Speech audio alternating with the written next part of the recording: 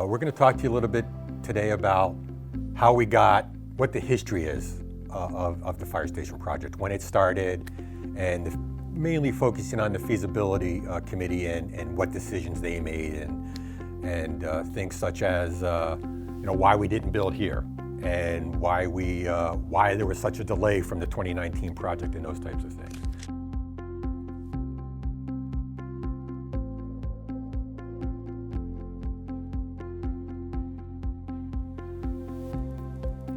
Dawn was the chair of the feasibility committee. I was, and I was on the Board of Selectmen actually when the feasibility study was approved. Mm-hmm. And the approval came in 2013, I believe. Mm-hmm. And then the feasibility committee itself wasn't formed until 2017. And then 2018, we finally hired people and made a decision. And all those decisions were based on studies that were done, conducted, and looking at the property, trying to decide if this property would hold a new station or could be renovated, or if we should look into two properties, or if we should look into combining with the police department. So all those things were done, and actually we spent months doing that. We visited other fire stations to see what they looked like and the needs that they addressed that we can't address here. Yeah, some of the stations we went and looked at, we went to Newton, looked at their station, we went to Belmont, looked at their station, we went to Southborough, we went to Westborough. Holden? Yeah, Holden, I forgot about Holden. We went to quite a few of them and looked at them and said, what problems did you run into, and what would you do again, or what would you do differently? So that was all part of the study. And one of the things, and Dawn had mentioned about whether we wanted to stay here.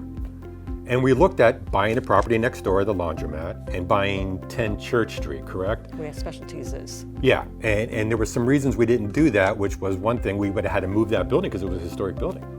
So where are we going to move that building? And we addressed trying to move the building even across the street to the old fire station. We did, and that was costly because we would have had to tear that down, and that would have been our property and another thing to deal with. And we also, that didn't eliminate the issues of exiting out through the Church Street, West Main Street intersection, which is crazy. Well, and the other issue we had was the river. Yeah, because building close to the river became an issue. We had to be so many feet away, and because we're already here, that's one thing, but if we were to expand, we'd have to get all kinds of special permissions. I forgot about that. But that wasn't made as a decision until toward the very end. Mm-hmm. We had submitted to all landowners that had a big size piece of property. I think it was an acre or bigger. 5 acres. I don't think they had to be that big because 2 acres? We talked about them adjoining. Oh, joining together. That's right. So they didn't have to be quite that big. But any property that people might be interested in selling, we didn't want to take anything by eminent domain. But if there were people interested and their property might be suitable, I think we only received 2 responses. We received 8 responses, only 2 of which were actually viable. And looking at those, one of them was up further on the corner of Lincoln Street. Yeah, it was the intersection of Lincoln and West Main, and we received a lot of pushback that a lot of people didn't want the station there. They didn't want it there, and actually the slope wasn't really conducive, and it wasn't as central as we were actually hoping for. Yeah, and then 61, 65 at West Main and 10 Monroe was the other one. And we did, again, we talked a little bit to Mr. Shea about purchasing a 10 Church Street, but again, that wasn't so much viable because of the river and because of some of the other issues that we ran into. The history, how we got here, that's all important to understand. The other thing is, why did we wait until 2024 to come forward? So I'm gonna let Dawn speak a little. So we had the plan in 2018, 2019, we bought the property. What the heck happened?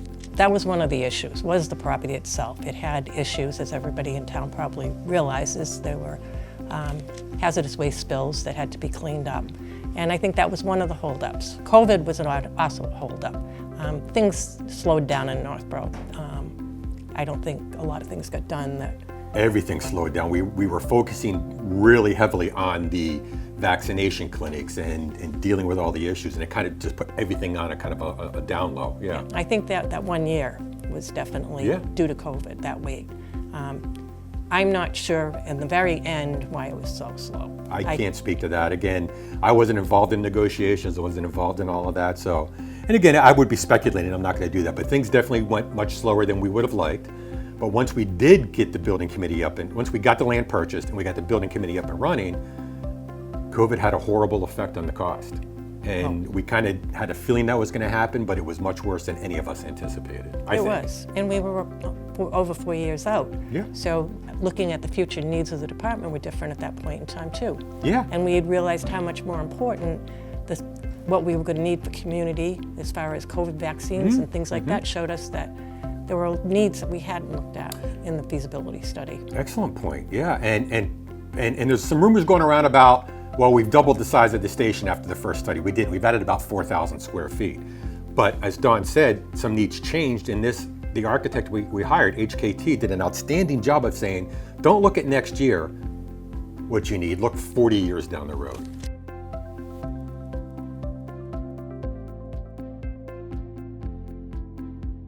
Yeah, so I think how we got here, it's important to understand the steps we went through, the feasibility study, the looking at the different properties, the looking at the different stations and what's the best. And we did not come into this saying this is where it's going to go. We really looked hard at maybe doing it here, or maybe expanding, or maybe putting it.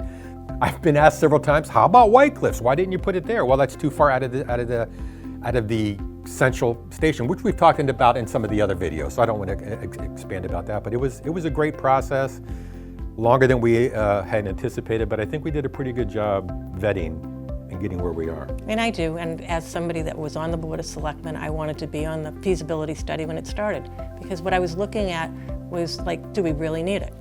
People that know me know that I'm always on, do we really need it? And do we really need it this big? What do we need? And I think we've narrowed it down to what we need, what we think we're gonna need in the immediate future and into the at least 20 years out without any addition. I think we're trying to look out 40 years. So just like this building, it's 50 years old. Yeah. So that's what we're looking for. So when we picked 6165 West Main Street in Ton Monroe, one of the big things we were looking at was easy access to the main drag, which is Route 20, right? So that was great access. Was it the perfect site? No, there's no such thing as the perfect fire station site. It's funny, every chief I talked to said, well, we built it here, but it wasn't the perfect site, but it was the best site. And Dawn mentioned earlier about eminent domain, because there was a lot of talk about that. Well, we could just take this property through eminent domain. I've been in public service for 40 years, and I'm not going to even talk about how long Dawn's been dealing with public service. Is that really the best way to go, eminent domain? I think the last property that was ever taken eminent domain in Northborough was where the Peasley School is.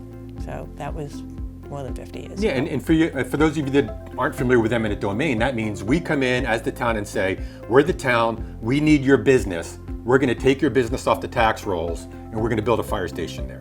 Doesn't make sense. The land that we purchased, there was no active business, had been sitting there for vacant since I can remember. I don't know how long it had been vacant. And it was a great opportunity to buy that land and keep it centrally located. And it's really important to have a centrally located fire station, because what happens is we have goals. We have stuff we want, our response time. We want to keep our EMS response time to 9 minutes and our fire response time to about 5 or 6 minutes. If we leave the downtown area, we lose that.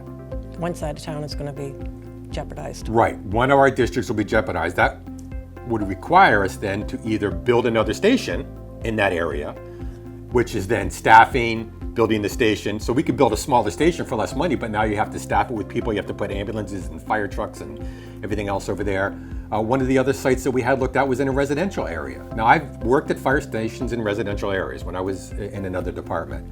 And although some of the kids love it because they can come by and talk to us and they can trick or treat with us, it's not the best to respond out of residential areas. Where this is in a commercial area, it dumps us directly onto the main drag. It gets access to all areas of town. It's really beneficial to us. One of the questions we keep hearing about is, why didn't we do a public safety building? And I think that's a really important discussion to have, or for people to understand. And the police chief at the time, Chief Liver, wasn't interested in a public safety building. There's good things and bad things in some of the places we looked at, such as Southborough and Holden. We talked about the good things and the bad things of combination departments, or not combination departments, sorry, public safety buildings. And while some resources are shared, there's a lot of things that are just completely different. Yeah, there were mixed reviews on doing it. Right.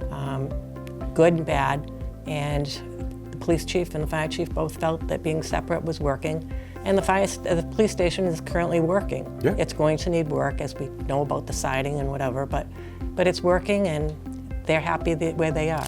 So if you're looking for additional information, one of the best places to go is to go to the fire department website, and there's a page off of that called the Fire Department Construction Project. You can click right on the front page. It'll take you to our specific page for the fire department project.